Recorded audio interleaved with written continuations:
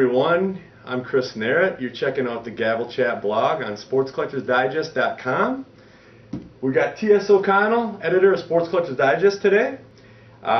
This is the grand finale of Q&A week on Gavel Chat. Just want to thank Leon Lucky, Don West, Dave Bushing, and Alan Rosen, and now T.S. for participating in this feature that was pretty popular this week. So we're just going to do a quick Q&A with T.S. and here we go. T.S., how did you become the editor of SCD, and how far do your hobby roots go? I became the editor after 8 or 9 years as an associate editor, and I had freelanced for SCD before that. The hobby roots go back to 1959 with the first packs of 59 tops. So you just started buying 59 and were a fan ever since? Yeah, pretty much. I always liked collecting, and I always kept the cards. When I went overseas in the service in 1968, it wasn't that hard. I told my mother, don't throw them out, and she didn't, lo and behold. A lot of mothers did. No, I don't think they got proper instructions from the people involved. That's true.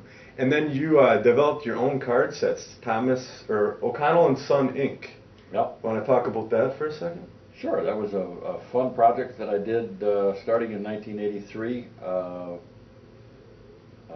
Created a set of cards, my pen and ink artwork that looked like the 59 top set, and my first ad in Sports Collectors Digest was $100, and that was when they were every other week. Then they were every 2 weeks, and went on and sold 8x10s and added the watercolor by hand, and then a smaller set of mini prints. It was a lot of fun for 2 or 3 years to be an independent businessman.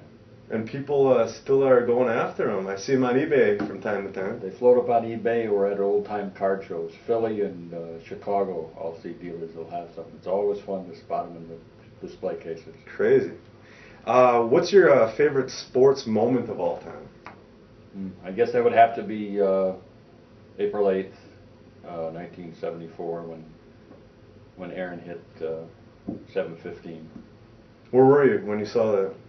I was in college and assistant manager at a restaurant in upstate New York, and we partied hardy based on, I even wrote a check and signed Henry Aaron's name, and it went through the bank. That's not legal.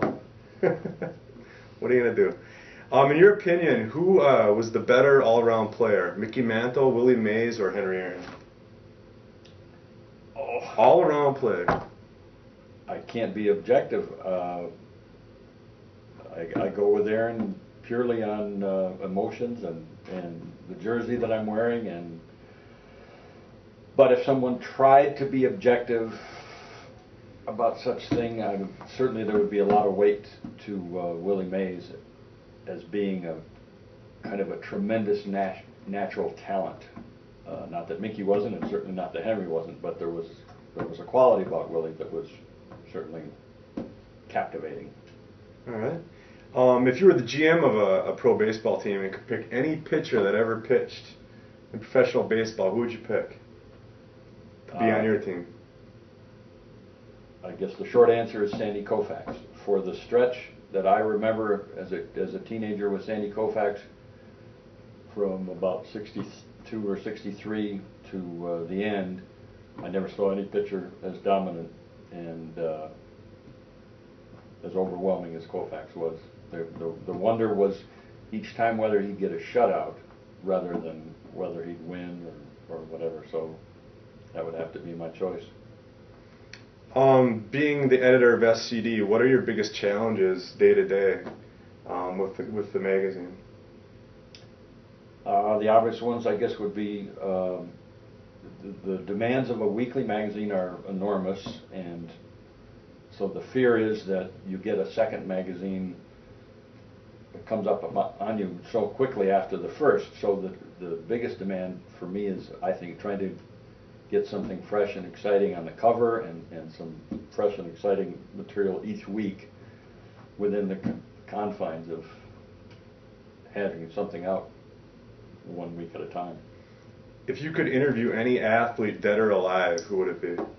Whoa. You've already interviewed your favorite, Hank Aaron. You didn't warn me that one, so I'll ramble a little bit just to give me some time because I did get to interview Aaron in 1978, and it was at a group press conference, and it was 15 or 20 guys, but I was the only one asking any questions because I had been waiting years for that opportunity. So, any athlete, holy smokes. Babe Ruth, I guess. What'd you ask him? Oh, given the... Really putting you on the spot. Well, that's all right. And you can tell folks that there was no preparation for this. You didn't warn me. Since it's a silly hypothetical, I guess I would ask him about the enormous appetites that we know of. I would try to find within the man some linkage to the lore and the legend, because he obviously was a true flesh and blood human being, but we tend to look at him as such a mythical figure. So I think I'd like to ask him questions to try to find out what that link is, how he could have eaten 25 hot dogs, and if he did, and things like that. Without really being too familiar with the playing days of Babe Ruth, who do you think is a current player, or in your lifetime at least, that is probably the most similar to the Babe? Well, it disappoints me to have to say this, but in terms of a batter being extraordinarily scary and dominant and overwhelming his league, it would have to be that apparently steroid-aided, or perhaps I should say, alleged period when Barry Bonds did what he did. I have never seen a stretch in my life of watching baseball where a player hit the ball, and I still wonder how steroids had a role in that, if they did, but that 5-year stretch for Bonds was 5, 6, whatever it was just so extraordinary, and the fact that it happened in the bottom quadrant of his career stunned me at the time, and I was shaking my head about it long before the steroid revelations come out. I simply wanted people to check why it is one player out of a million would have his 5 finest years in the last quarter of a career when everybody else was first, second, maybe third, but even rarely that. Mm-hmm. Speaking of Bonds in the Hall of Fame, who's going to make the Hall of Fame first? Who's going to be inducted first? Bonds, Pete Rose, Mark McGwire, or Sammy Sosa, in your opinion?